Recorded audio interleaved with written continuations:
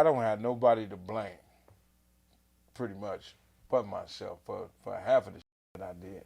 You know what I'm saying? Because I accepted cocaine over my baby mama. I accepted gangbanging over my baby mamas. You know, if I'd have got my mother mind right at the beginning when I first had my first son, then I think I would have been cool. I wouldn't have went to prison. I wouldn't have did this. And you know, having my son come to prison and see me in prison was the worstest feeling, but it was a good feeling at the same time. I was able to see him. I was able to pick him up and hug him and watch him run around the goddamn visiting room, you know, pointing to people and tell them, that's my daddy, that's my daddy. And it was a good thing, but to watch him leave was another thing. You know, it's crazy, man. I think prison has turned into a gold mine for these people. I'm looking at this. You know, they talking about the prison phone industry, and that's a market dominated by several large privately held firms that earn an estimated $1.2 billion a year. They make $1.2 billion a year just from calling home.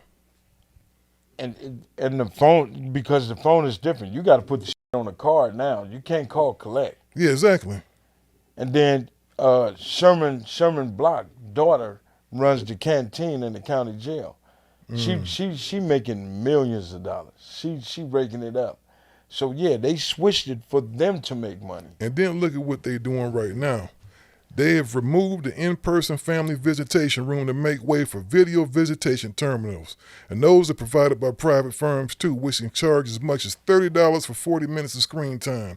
One prison phone company, Securus Technology, says in the marketing materials that it has paid out $1.3 billion in commissions over the past 10 years. So that makes me think, you go back to this Charles guy, right?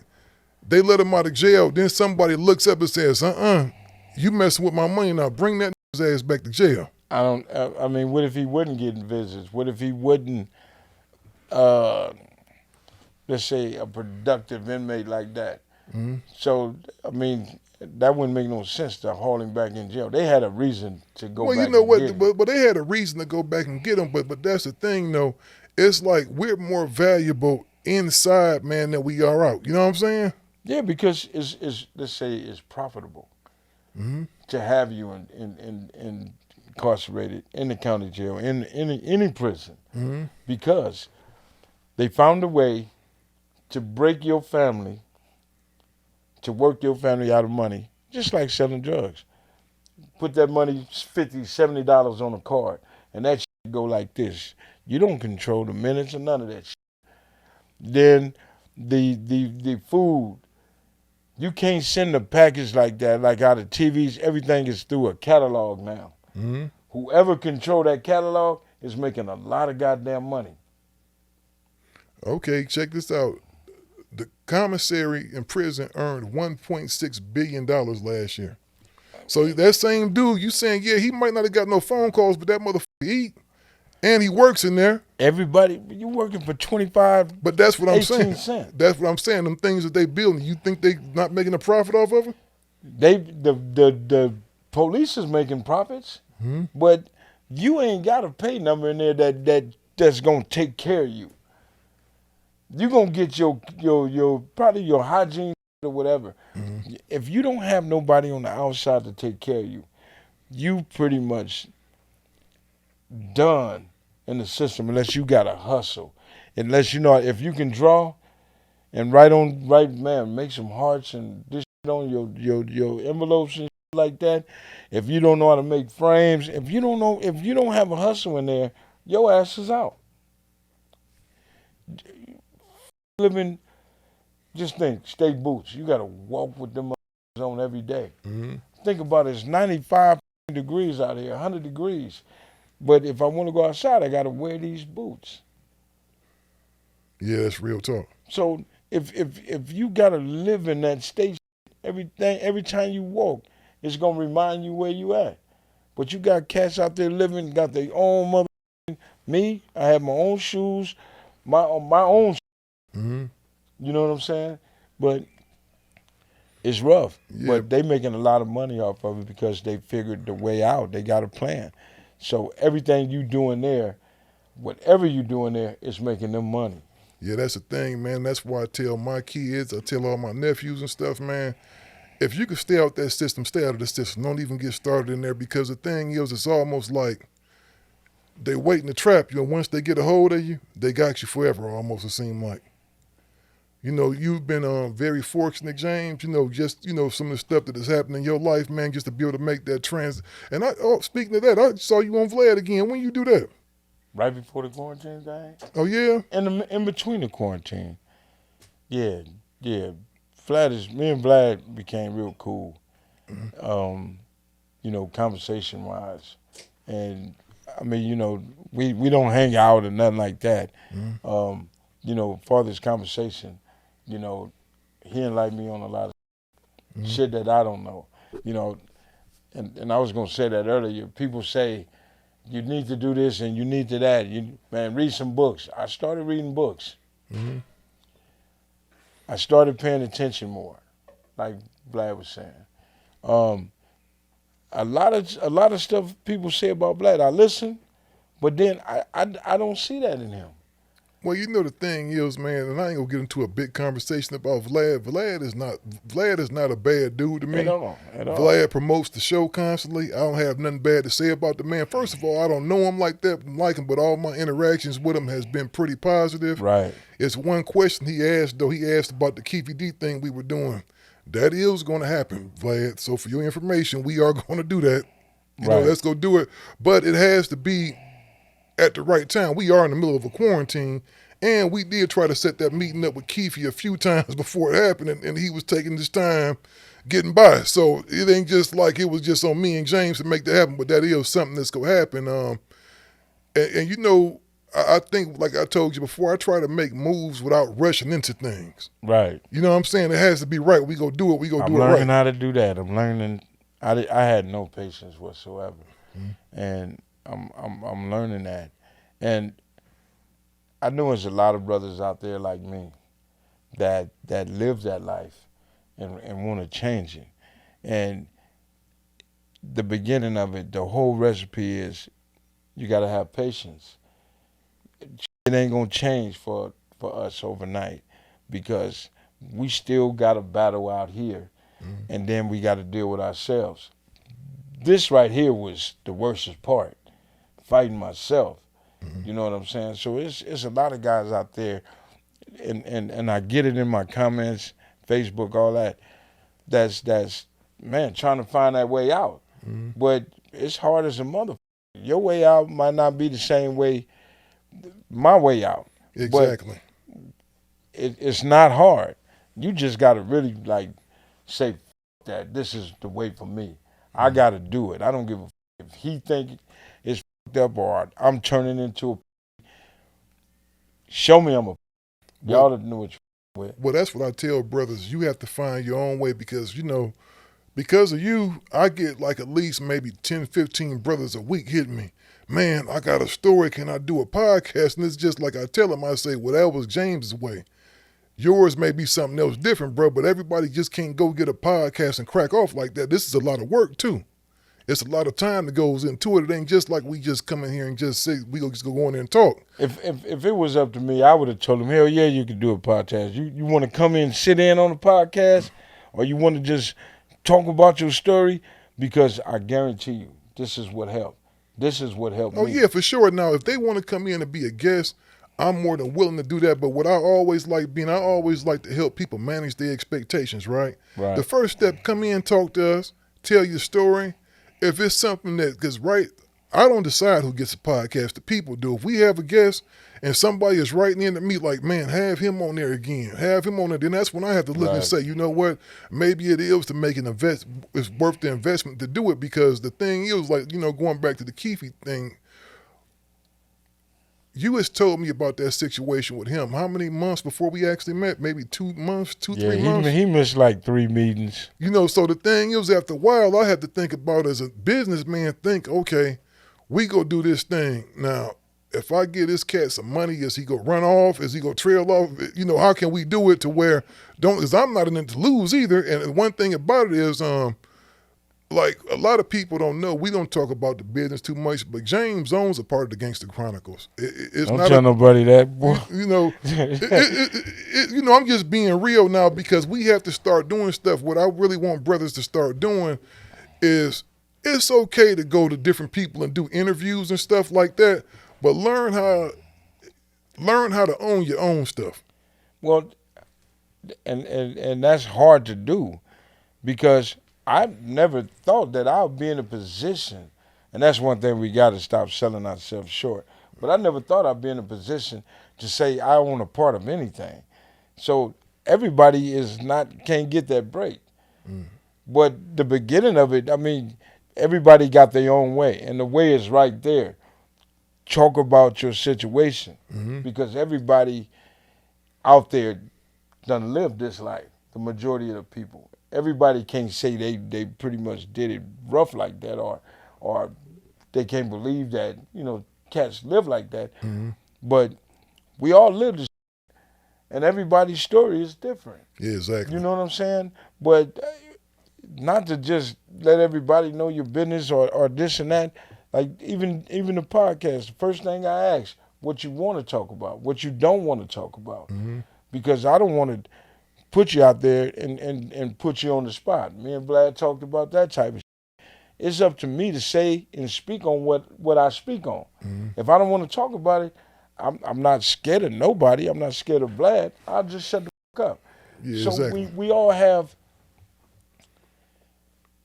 I ain't even got the right word for it, but I make up my own mind. Yeah, exactly. And I know how far I'm gonna go. And it's to each his own. Everybody got their own way. And that's the thing, man. Like I said before, and before I say what I'm going to say, I don't have no problem with Vlad. Vlad has promoted this show. He promotes stuff. Vlad treats me with the utmost respect every time we talk. As far as I'm concerned, Vlad is a good brother. I'm going to tell you one thing that I didn't like that him and Adam 22 did. I admit Damon Dash could be an asshole. I think Damon Dash is arrogant. I think he cocky sometimes. I think he just kind of overtalks himself so much which may lead to people to want to see him lose. But I didn't like, and it wasn't so much just Vlad. I didn't like the way Adam 22 and them put him out there about the $500. I thought that was kind of like, just kind of like it's almost like they got hard on. I don't know what Dame and them did to him, but I didn't like that because it kind of made him look little. At the end of the day, I'm always ride with my brothers. I didn't like that. I don't know if that was so much Vlad as it was versus Adam, but then Adam done been up there. I don't have personal problems with these guys, though. So when people hit us up in the comments, I look at people sometimes and I say, what the hell has Vlad done to you for you to feel that way about him? Right. You feel what I mean? Because, hold on, because these brothers have a choice of answering these questions when they go up there. I don't see Vlad with no gun in nobody's head making somebody answer some. Well, I'm on this same side. Okay, on this side of the table is Vlad. On this side of the table is me. Vlad is got a platform. Vlad want to speak on things and get you to say things that's going to boost the views on his show. Oh yeah, for sure. So if he didn't do that, then how good is this show going to be, and how many people going to view it to say, oh, that's, or to see the next clip or whatever. It ain't gonna happen if he don't get no juicy. Yeah, exactly. You know what I'm saying? So he's doing what he has to do. It's up to me. Bingo. To say, man, I'm not gonna answer that. Why you asking me that? It's bingo because I hollered at Mac 10, right? Me and Mac 10 was talking the other day, and he had hit me, and it was kind of tripped me out because I ain't talked to Mac in a minute. He hit me and was like, still, you see the Vlad interview we did? And I said, yeah, I looked at it a little bit. He was like, man, I wasn't about to answer none of that stuff, and that was his choice. He did it smooth as hell. Vlad asked him something. He was like, well, what did you think? Do you know? You know what I mean? So I think it's everybody's choice, and I think Vlad is pretty much doing his job. He got a platform. If he was on there talking about Kumbaya with everybody, would nobody be looking at that? Exactly. So who do you blame when if I asked you a question and you answer it? That's my fault because I answered that shit. You know what I'm saying? So however it came out of me, that's the same perception people gonna get when they view the shit. Yeah, exactly. And that's the thing, man. you know, just going back to all this, I look at this guy, you know, going back to him, that's what we started off talking about. And I brought him up just to go back to the point about the prison industrial system, about how they like to keep brothers locked up. You know who came to his rescue, right? Who? Kim Kardashian. Why? Well, she's the one that brought it up about when they want to put him back in jail. Yeah. She started advocating for him, and you know, I guess this relationship that the Wests have with our president is pretty strong because you know Trump made it to where he got out of jail. After 5 more years. You know what? I don't know if it was 5 more years he did. I got to go back and do the research. Maybe we had to bring the fact check back. Yeah. Next week I researched that. I don't know if he did 5 more years, but he definitely went back to jail and did some time. If it was a month, it was too much. You know, it was a month too much, you know? Because they just, you know, they let their brother, gave him his freedom and then went and drug him back in jail. You know what I mean? Like I said, every time we put our pants on and walk out the door and get involved in some double jeopardy, we wake up taking a chance. We wake up in the middle of some. We think we have opportunity. We think today gonna be better, but as soon as you walk out that door, all the bullshit start hitting you. Living is not designed for us. I mean, to be comfortable. I mean, I ain't saying we can't be productive because there's a lot of black people out there that's doing their thing, but to come from where we come from, just being in the hood and living the violent life and all of this other bullshit in prison is totally different. The odds are against us. It's against you. I don't give a fuck how do you do it. And it's just totally different. It's, you know, our sisters out there ain't like they used to be. You know what I'm saying? There's some good ass black women out there. Yeah, for sure, no doubt. You know what I'm saying? But the ones that was stick by their dude. You know what I'm saying? When man, I don't want to get all in my personal business, but every woman I had in my life, all my baby mamas had good jobs. You know what I'm saying? Yeah. They were just with the wrong dude, me, because I couldn't. My way of life and my way of thinking wasn't getting the fuck up and going to work and then coming home and bringing no woman my money. Being in the hood and hanging with the homegirls and drinking and everything else was my thing. I was more comfortable living like that. So that's why I say we can't blame nobody for our get down. This is what I chose to do. Oh, yeah, for sure, 100%. But at the end of the day, you got to learn how to appreciate what you can do and where you at that point, because man, I lost a lot of good friends. You know what I'm saying? That, you know, when they died, they didn't have that, you know, they son to carry on, and they didn't have nothing. We just young niggas, and they gone. You know what I'm saying? So, man, I appreciate everything, every day, every morning. Oh, for sure, you have Totally to, man. different.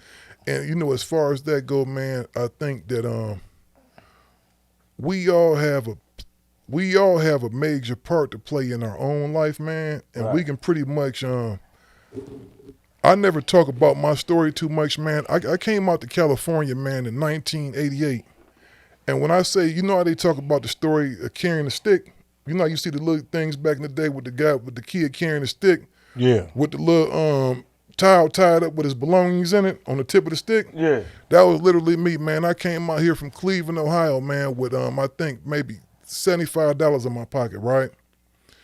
And back in the day, they used to have them vouchers that you used to get in the back of the newspaper that you could buy a ticket anywhere in the country for $200, right? Yeah. They didn't have no tickets to go to LA. They had tickets to go to Vegas.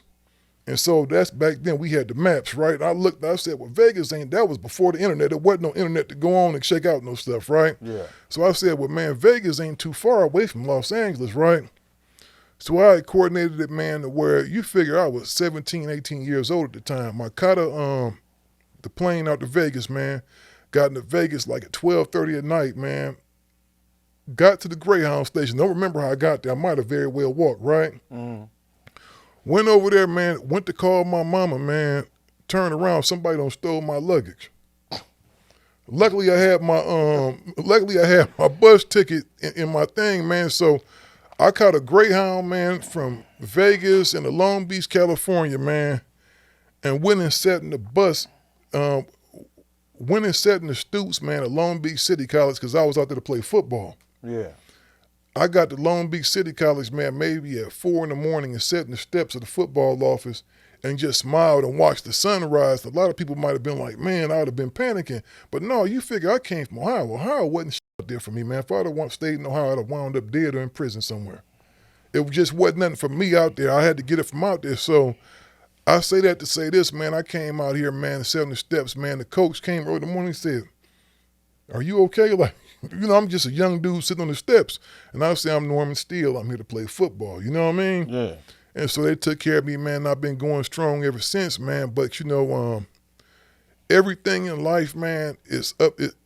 We determine how successful we are, man. And we really have to believe in ourselves, man, to the point to where we willing to go put some skin in the game. I got up off my ass, left Ohio, came out west. And when I came out here doing 88, James, it was on the cracking out here. Yeah. It wasn't an easy place to live. You just couldn't up and say you just gonna move from the Midwest to California and just not expect, it was banging was on at the fullest back But then. see, you had to figure it out. And we all got options. You can either go this way and get involved in this, football over with, or stick with it. You know what I'm saying? It's hard to stick with something positive when everything around you is negative.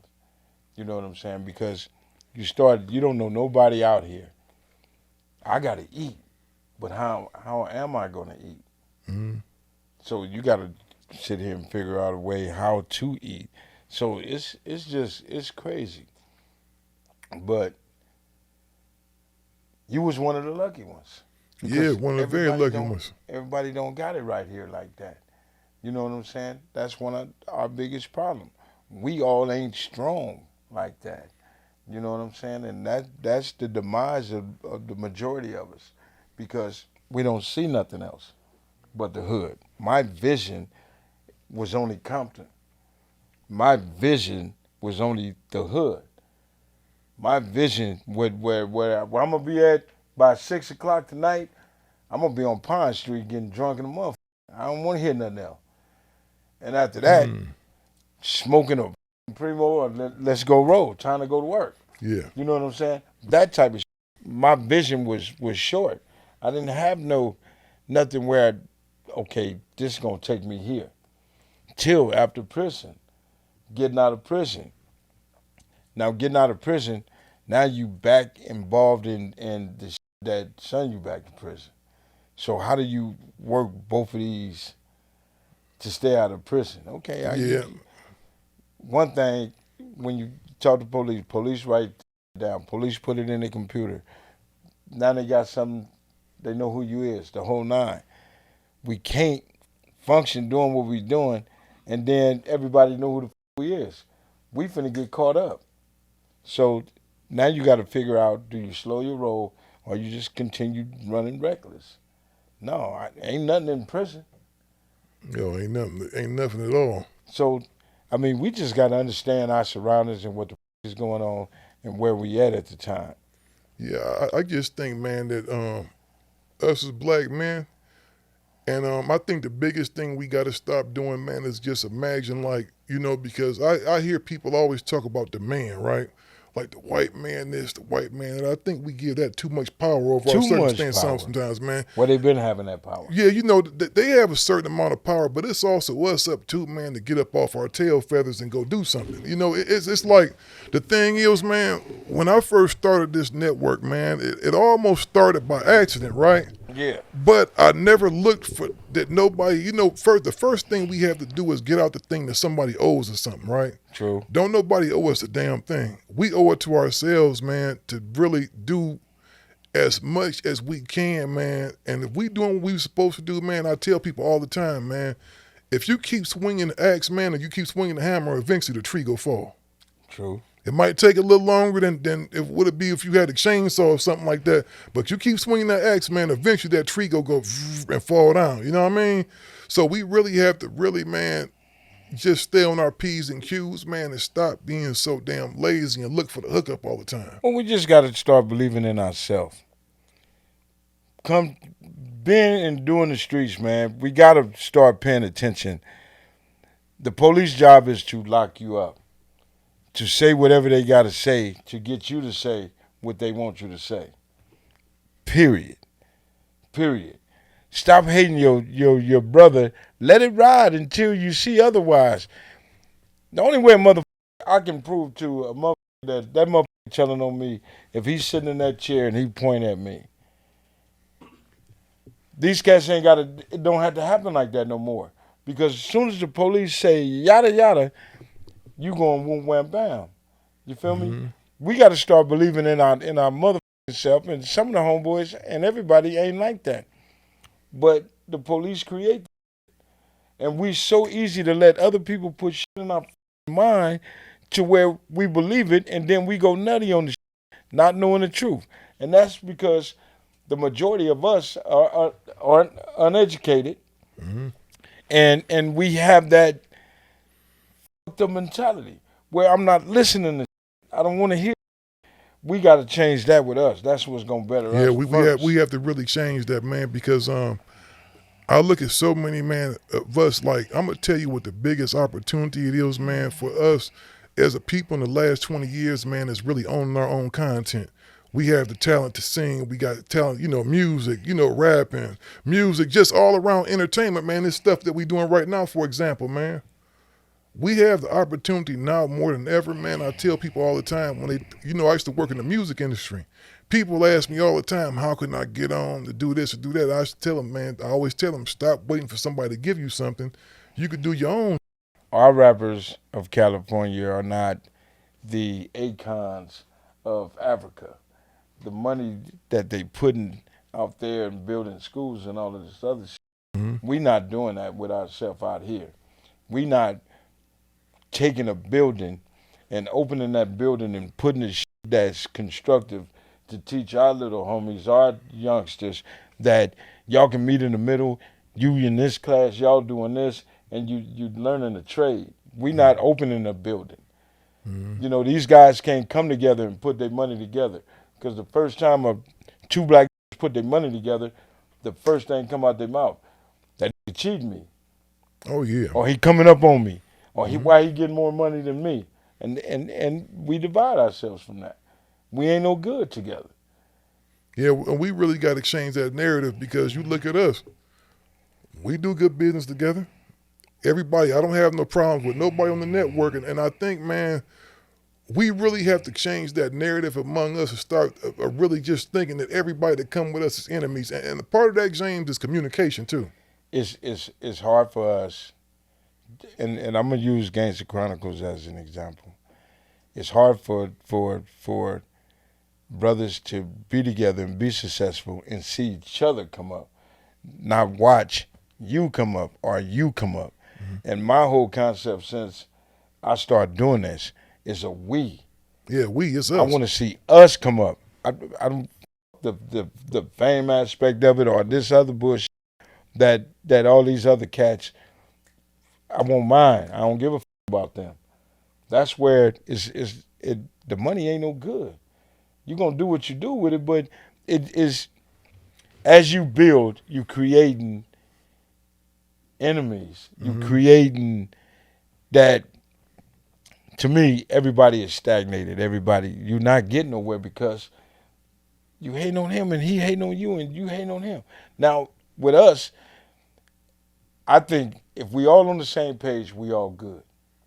But something and somebody gonna fall off. You can't get 5 motherfuckers together, black men together, and everybody think and be on the same page. It's hard. Oh, it's very hard. So it is. Not just hard, it's almost impossible, because I think the big elephant in the room now, even with us, while we're talking about the Gangster Chronicles, I think people have noticed that Alex hasn't been on the show for probably like the past 3 episodes, right? Well, I'm gonna say this.